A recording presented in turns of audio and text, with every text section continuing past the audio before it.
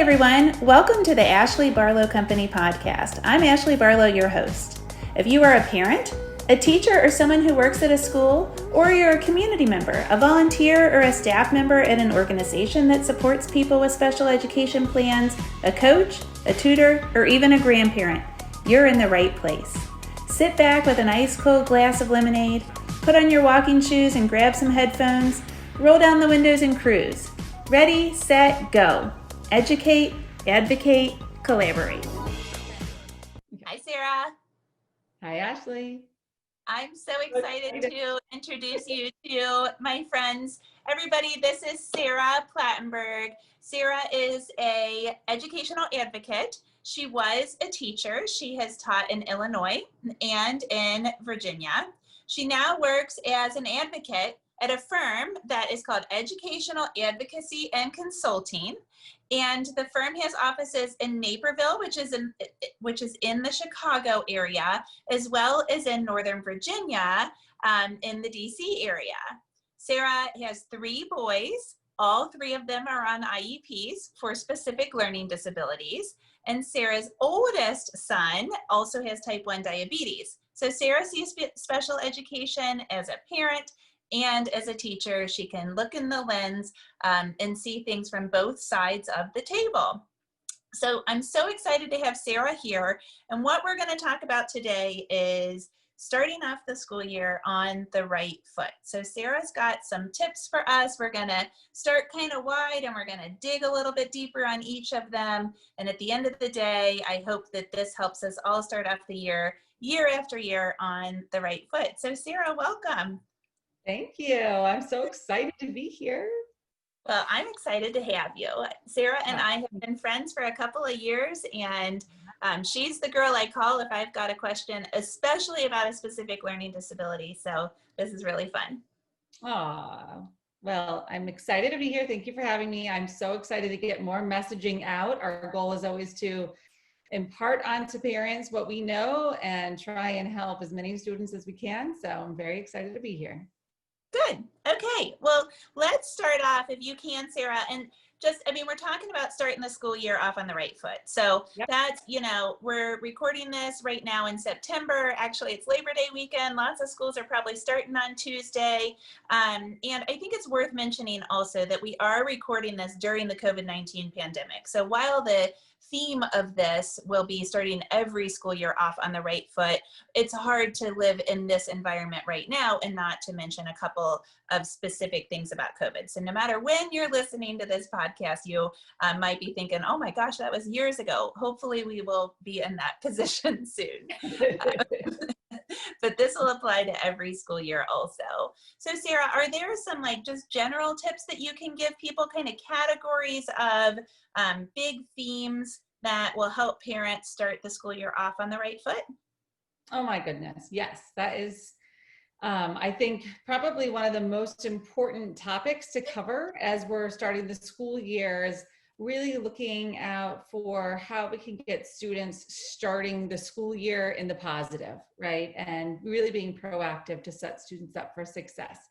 When we're looking at kind of the broad picture, we're looking at setting up a communication system and really communicating with the IEP team, specialists, really collaborating, and then also progress monitoring. When we're looking at a child's progress in the general ed setting, as well as with IEP goals, we really want to look at the data, really look and see what teachers are saying about our child's abilities in the classroom.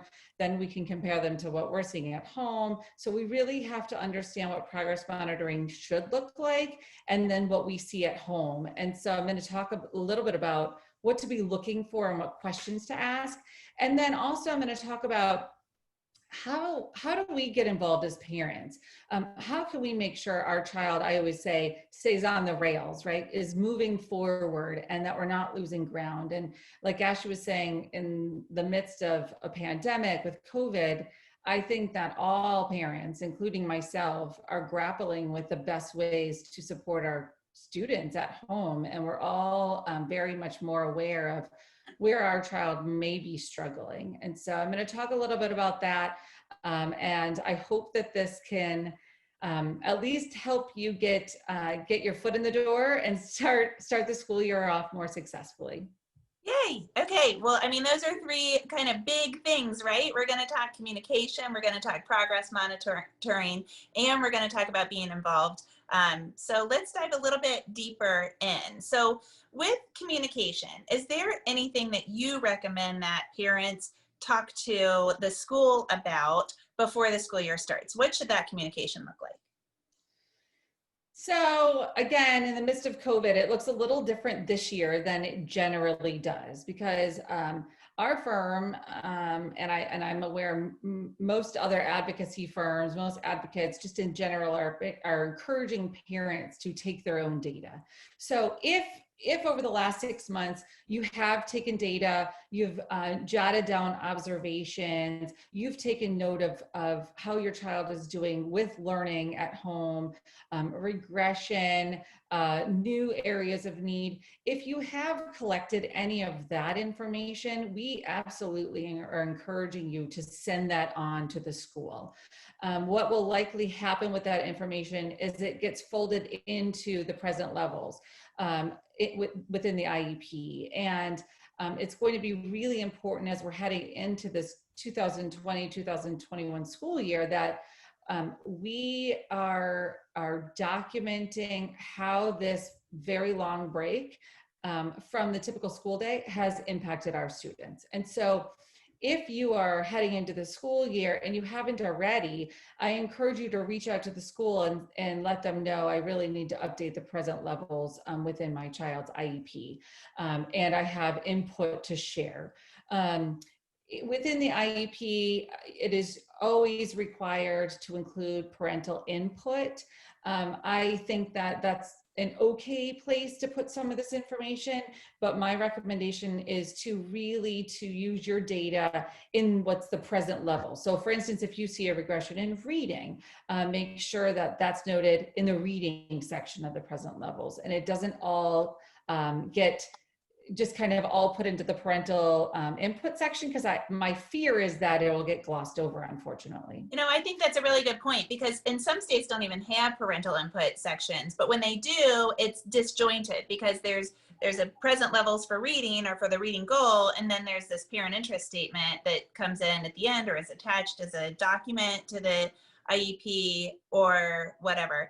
What about just like stuff that might go into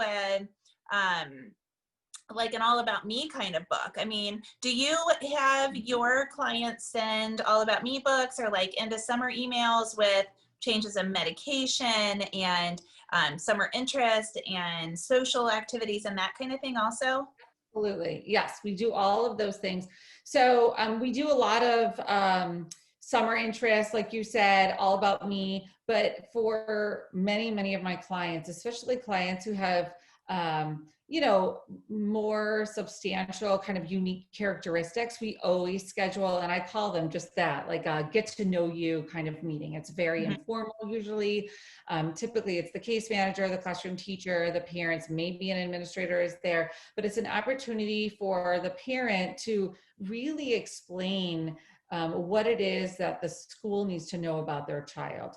And we go through everything during that time, from like questions that the teachers might have about a health condition, or if I have some students who have a really difficult time with eye contact. So we talk about, he's not trying to be disrespectful. This is part of his disability. And so it's all very clear what we need to do and say, and give the teachers an opportunity to ask questions, so that we have already set the stage for what this child's going to look like coming into school. And likewise, I love that you brought up medication changes, changes like if you've moved or some big event has happened over the summer. Sharing all of that information happens during this kind of get to know you. We have students transferring from different schools or different environments, and so it's very important for the team to know that. Oftentimes, though, what I do, especially this year, is I'm coupling those like get to know you type informal meetings with an IEP meeting. And so like they're almost back to back. And for the middle school and the high school students, what I like to do is request a rotating schedule. So if there's like a 40-minute time frame that they're going to give us to have this informal meeting, I say, okay, well, can each of the teachers rotate in and out for 5 minutes, so that they've created a schedule beforehand. So like Mrs. Smith or whoever will be on camera or in the meeting for 5 minutes, and then she'll leave when the next one comes in. That's Generally, good. though, generally the case manager will stay the whole time. So that way there's some continuity. Yeah. I love that. I have often popped into scenarios with middle schoolers and high schoolers that part of their disability is a lack of self-advocacy and a lack of ability to, or lack of skills to organize themselves. And I say to parents, well, I mean, did you tell them that like homework shouldn't be in the planner or something like that? And they just haven't thought, because if you have a middle schooler and the disability might not include a speech and language impairment, it doesn't necessarily make sense. Like the middle schooler is going to say, butt out, mom, I don't want for you to talk to my teachers. And so I think that's, but I always say, well, just, even if it's not a meeting, and I love your idea about an IEP meeting also, but even if it isn't a meeting, you can just send a message to all 6 or 7 teachers saying, this is how dyslexia looks in my child. And then you can talk about the executive planning function, or this is how Down syndrome or autism looks in my child. And you can talk about motor skills or social skills, or I love your idea about the communication, like lack of respect thing, I think that's really important to do, and that advocacy goes a long way with the teachers also. Absolutely. I think that communication that happens before the school year starts is critical, critical in getting students started on the right track. So absolutely. What about communication, Sarah, from school to the parents? What should teachers be doing proactively? And if they aren't doing it, what should parents be asking teachers for? So, I think that's a really good question. In today's environment, again, it looks so different. So some of the questions that we're asking now are very different than what we've asked previously. So this year we're asking, how is school going to look for my child? What is the school day going to look like? When is the break going to be? When is lunch going to be? How will my child know when to switch? And how do they get onto the computer? And all of those pieces that have to go in to your planning before the first day of school even happens. So the school needs to be providing, if it's a tutorial, or I've gotten a lot of YouTube videos on how to get online right now, but I've also had to really help families ask a lot of questions about when will services be provided, or when and how are you going to provide the accommodations, because accommodations could be really provided easily in a classroom, a quick reminder or re-engagement, or, a band on the seat, or, it's endless breaks. But when we're not in the school building, we have to plan all of it out so strategically so that it can happen. And so that communication has got to start before the school year, if you're able to do that. And that a lot of that is coming from the school. So we ask a lot of the questions, but we're waiting for them to give us the information about how that's going to look. So ask as many questions as you can of the school. I have been asking a ton of questions about service time and how that's going to be broken down. And that's something that you could even ask before the school year starts, whether you're in the building or not in the building learning. What do these service minutes look like? How does this break down to the goals? So that's something and what are you expecting of me, and what am I expecting of you? So many times, like I've had it just in the last couple of weeks where parents have said, I don't even know what was advertised to even know if what was advertised matches up with what's actually happening, because we didn't have the conversation. So I think that's really important. I mean, it's kind of like, what did you say I was going to get again? I don't remember. Well, yeah, and I think that's a good point, because everything that's in this last signed IEP is what you should be getting. There shouldn't be a separate document with 50% of what you were getting. And if there is something that Yeah, so that shouldn't be happening right now. So, asking all of those questions is going to be really critical. And one little trick that I have found as far as receiving that information is taking and drawing like an actual grid of the entire school day and plugging in, okay, this goal will be worked on during this block of time, and this is the person who's working on it, and this is how much of the service time that was outlined in the IEP is allotted for this goal, so that there's no question about who's doing what and how it's going to get done. I love that. That is the executive plan, right? But that is filling it all out. Right. In a normal school year, I also recommend to my families that they ask the school what information they want from the child, so that my parents can send in whatever information it is. What do you want to know about the child? Do you want to know behavioral strategies? Do you want to know social interests? Do you want pictures of the child so that you can make reward charts? Kind of all of that stuff. Like, what can I give you to help to make things more seamless?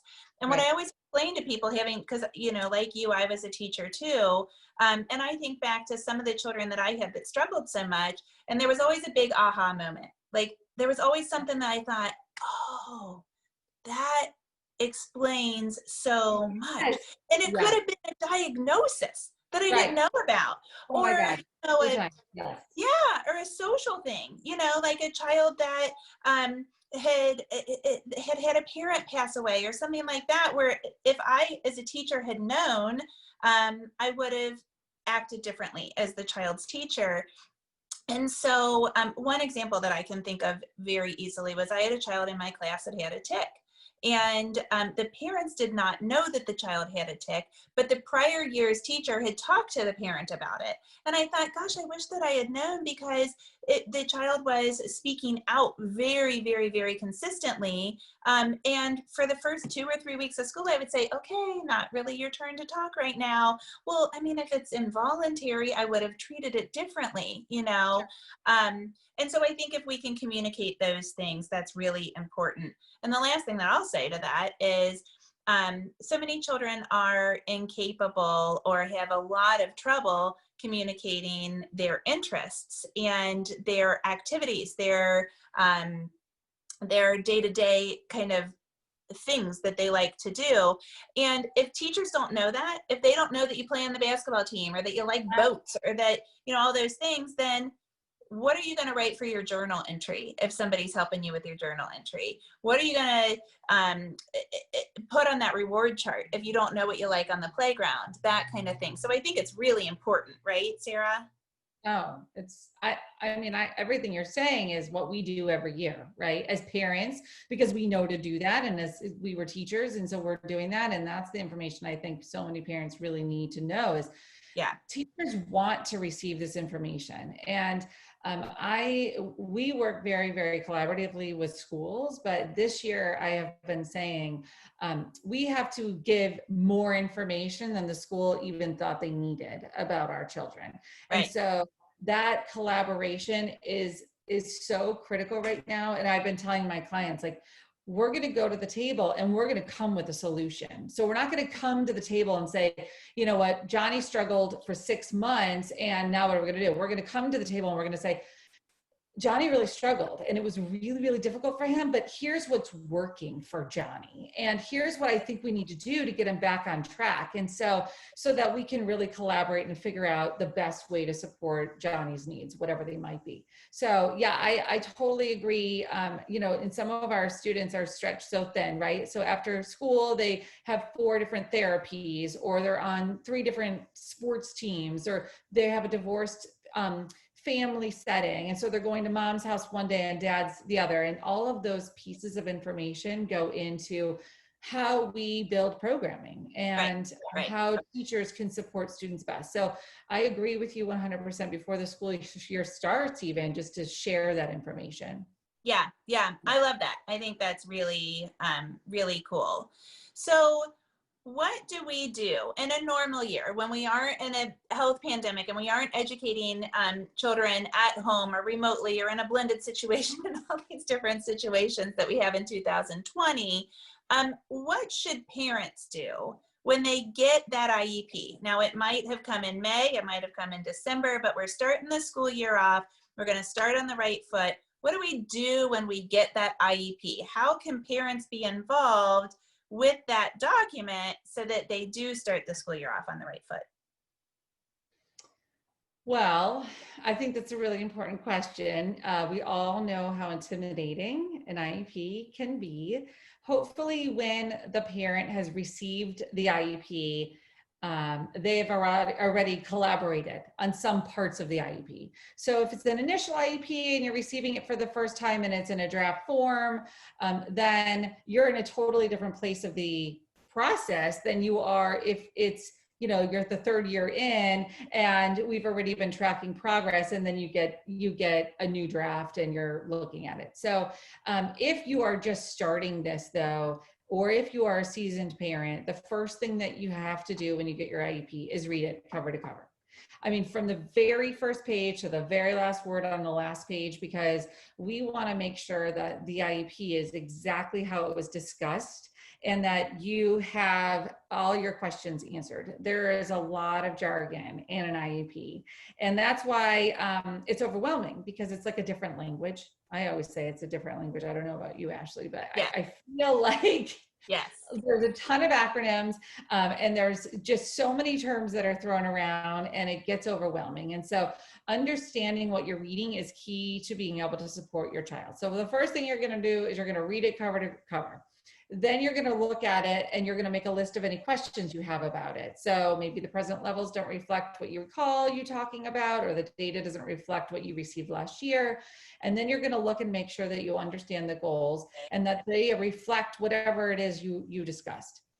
I think that, and this is maybe some of my own opinion, I'd be interested to know what your thoughts are. I think it's really important for parents to review the IEP with the child, especially if the child's, in upper elementary school or middle school or high school. And it doesn't mean that you're going through and saying, well, you're really struggling here, you're really struggling here, but explaining like, these are the things you're going to really be working on this year. Mrs. Jones is going to work with you on being able to talk to your friends and ask good questions, or, reading with increased fluency, just kind of making it like special education is a gift. And we want to highlight that for kids and tell them that you get to work on this and this and this year. And so, and it's really important that you work really hard, but the teachers are going to work really hard. And these are the things that this document really highlights that you get to learn. I love that. Yeah, I think that it has to be, IEPs and special education have got to be looked at through the lens of the fact that it's a gift to these children. And the IEP is the plan, right? It's our map to get there so that they can get maximum benefit from that plan. And that's what I think is so important at the beginning of the year, is using it as a map to then take it so that we can really follow it. Because we always hear about this thing, data drives instruction. But if we don't know what the data looks like, we have to look at the IEP to see what the data should be. And then we have to look at the data to see if the instruction is helping or if it needs to be tweaked. Right. And so what I love your idea about going through it with the child.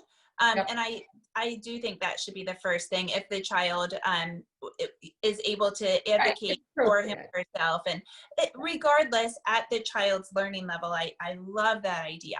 And I'm going to start to do that.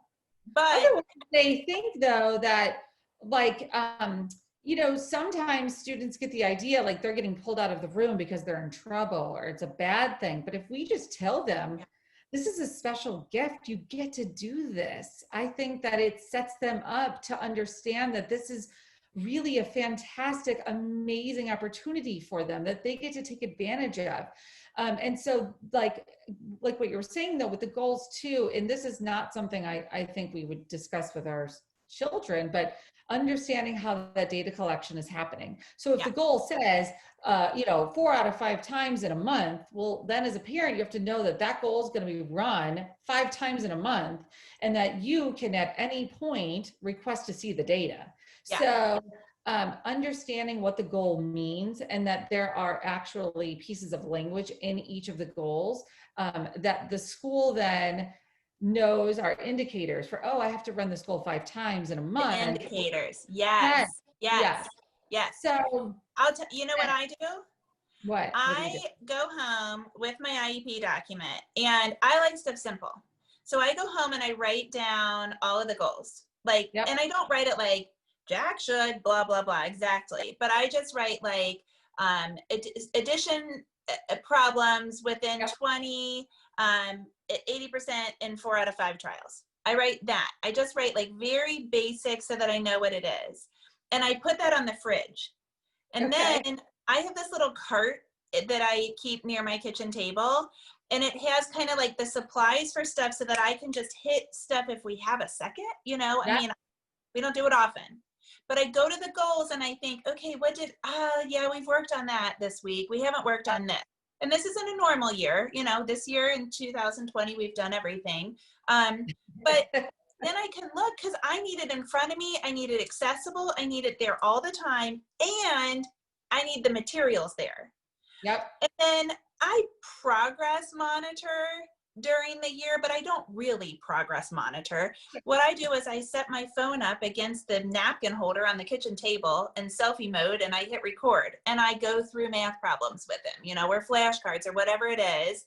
And I kind of have an idea about where the data is, but at least I then know what he's doing at home because I'm working on the goals a little bit with him. It's not like what he's doing at school, but at least I kind of have a good sense about what he's doing at school. And it's like kind of progress monitoring. No, that's really good. And I've seen some of those videos and I love them. Some are better than others, Sarah. I think that's amazing. Every time I've tried to video my kids, they're like, no, don't video us. So trying to do it discreetly, but yeah, if it doesn't work that way, yeah, and if it doesn't work that way because you have a junior in high school or something, then you sit down and you do it and you make it fun. You make hot chocolate or whatever, and you take notes, or you just kind of like store it in your memory of, I don't think that we're having progress in that. But then to me, that goes back to the communication that we talked about before, because we communicate at the beginning of the year, but then we also have to say, I am just not seeing my child engage socially with other children at the football game or at the whatever. And I know we've got this goal. How's it going at school? And we continue that dialogue, right? Right. Well, and 2 other points I think that we have to make on the goals is when you're initially looking at an IEP, especially if you're newer to this process and kind of understanding what how the different sections of the IEP, the present levels of performance should directly tie to those goals. So if you're going through and reading your child's strengths and needs, and you highlight every one of those needs, there should be a direct connection to a goal for that need. So, we talk about being able to draw lines through the IEP. So here's the need. Okay, here's the goal to support that. And then here are the accommodations to support the student until they've mastered the goal, right? So we talk about doing that with every single IEP that we get, but I think that's one of the most fundamental, important things for a new parent to know is that there's a connection between the entire IEP. It starts here. I always explain that present level as the foundation of the IEP. And so I always tell my newer clients, when we go to the meeting, just so you know, if we spend an hour talking about present levels, it's because that's the most important part of the IEP.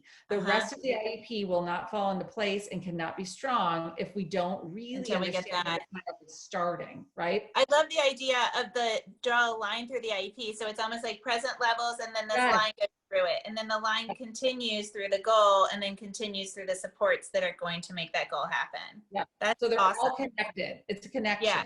So, but one of the other pieces that really has to get some attention right now, particularly, are the accommodations. So when you're looking at your child's IEP, go through those accommodations, read them, talk to your child about them. If you have a first grader, a kindergartner, or a third grader, say to them, if you had a magic wand and you could change anything about school, what would you change? Whatever they tell you, if it's something that's reasonable, right? Not like I need a unicorn at school with me, but something that's reasonable, those are the accommodations. Those are the things your child's struggling with. We want to make sure we have accommodations in there. If it's, I wish I didn't have to sit so long. It's, I need Pizza. more breaks. Like, what'd you say? Pizza? Pizza. I want pizza every day. Oh, well, we could put pizza in. I mean, we could pretty much, we could find a way to make that happen, right? So, you know, really looking at those accommodations. Now, right now, today, what we're doing in all of our IEP meetings is I'm really going line by line through every single accommodation. How does this look in the virtual setting? Are you going to be bringing actual papers to this family's home for the child to write on? Are you sending an email for the family then to print out? How are they going to get copies of notes? How does this look if they need a small group? How does this look if they need frequent breaks or frequent check-ins or redirection? How will it look if my child, you know, needs color-coded folders, or if they, you know, need extra breaks during the day? Who's going to tell them it's time to take the break? So going through and really understanding who will be doing what and how it's going to look for your child. Because like I said at the beginning, in a normal school day, a lot of these things happen naturally because it's good teaching. But because we're virtual right now, we have to really think logistically how things could happen in this kind of a setting. So because the teacher's not going to be teaching and say, you know what, Johnny, it's time for your break. So is there like some kind of verbal cue that pops up on cue? Yes. Yeah. So going through them and making sure. Yeah. And Sarah, what about, okay, so now we've communicated and we're working on the IEP and we're communicating then what the meat of the IEP is as it's happening at home, because we're looking at the goals and we're looking at the progress monitoring. But what about when parents feel like I have no idea what's going on at school, or vice versa? I always tell people that's one of the reasons we communicate at the beginning of the year, because it sets the tone for that collaboration, which to me is the key to all of the advocacy. But what do you do? What do you do if you just don't know? Okay. I think this is a really important question. So something I tell all of my families. What did you say? I like to ask important questions. So, well, it's so important, right? So I always tell our families, you are the CEO of this team. Okay. You're driving the bus. You're the one who's giving information to the school about what your child needs and what they look like after school and what they're struggling with. And so you're driving the bus. If you are in the dark about what's going on at school, you need to reach out to the school. You can do so many different things. You can request an informal meeting with the teacher. You can request an IEP meeting. You can go in and look at records. You can ask for data. It is your right to review your child's records. Anytime you want to look at those records, you can review the records. The school does have to abide by certain safeguards that are in place for families. There are timelines to consider, but as a parent, I think it's very important that you understand that that data is available to you at any time. So look, right now we're in this virtual setting, and so we have data at our disposal like we never had before. We can sign on to their Dreambox account or, to Learning Ally and see what they're reading. We can log into all of these different platforms and see what the data tells us and see what they're doing. Talk to your child. Say, how are things going? You seem like you're really struggling, or you seem like you're really doing well here. Maybe we need to change something. But keeping those lines of communication open is so critical. Developing a rapport with the school that's collaborative and positive is the most beneficial way to get what you need for your child. I always tell parents, you want to appeal to the emotions of those at the table. You want them to want to help your kid. So even when we're super upset about something and you feel like you're in the dark and you want to call the school and you want to scream and rage because you're so upset that your kid's upset, we don't recommend that you do that. We want to make sure that you are handling this professionally, and like you're the CEO and you're saying, I'm requesting whatever it is you're requesting. And if you can't, wait, you just need a little bit of time. If you can't do it today, give it 24 hours. And then it will be okay. But Right. there's, when you're so upset, and there are times to communicate when you are upset, but I agree. I tell parents that all the time. And I love what you just said, Sarah. That's the key to it all, is that communication, collaboration. So, okay, last question. Okay.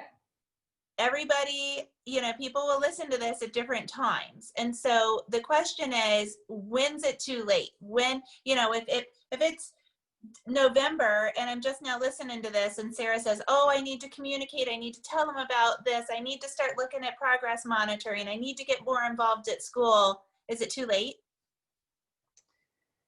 I mean, truly, honestly, it's never too late. I think that we have to look at our children's education like the most important asset. You're like creating a person that's going to go out into the world, right? And if you are not the voice for that child, if you are not the champion and the advocate for your child, then I can guarantee nobody else is going to be. I say that all the time. We have to be able to be the champion, and we have to support and scream from the mountains if we have to what your children need. So you never should be in a place where you feel like it's too late. If you've already gotten to a place where you're like butting heads with the school, send an email, send a letter, make a phone call and just say, hey, you know what? We got off to the wrong start. I know that we both have Johnny's best interest in mind. Let's get together and figure out how to make a way forward. How can we collaborate? What are the next steps here? Be that person, be that parent, because those are the parents who get what they need for their child. Yeah. The one who reaches out, the one who wants to collaborate, the one who's coming to the table with some of the solutions. Certainly, we don't expect parents to know all the answers because that's what teachers are for. They go to school, they learn how to do these things. But if you at least come to the table willing to collaborate and saying, you know what, hey, maybe I didn't do a good job communicating at the beginning of the school year, or I was unavailable, or things were just, I've had so many parents right now actually just saying, I did nothing for 6 months with my kid for school. And we just like went out to the park every day because my kid was struggling so much emotionally. And I just was afraid I was going to lose my job, and I've done nothing. And that's okay. We're all in different places. Yes. You just pick up where you are and start to make baby steps forward. I mean, truly, it could be just the most minute step forward that can make all the difference in opening the doors or the lines of communication. I love that. Yay! Yeah, I mean, absolutely. So I hope this was helpful to your listeners. There's so much information I want to tell. I know. Well, we'll have to have you back. This was super helpful. And maybe we can have you back and we can talk at the end of the first semester about like a semester check-in. Because that would be so fun. I love it. Like what should we do to consider the data that we received? How do we even know if the data is objective or is it subjective, or where do we go from here? I love it. Yeah, let's do that. I do too. Thank you, Sarah. Have a good day. You too. Okay. Bye.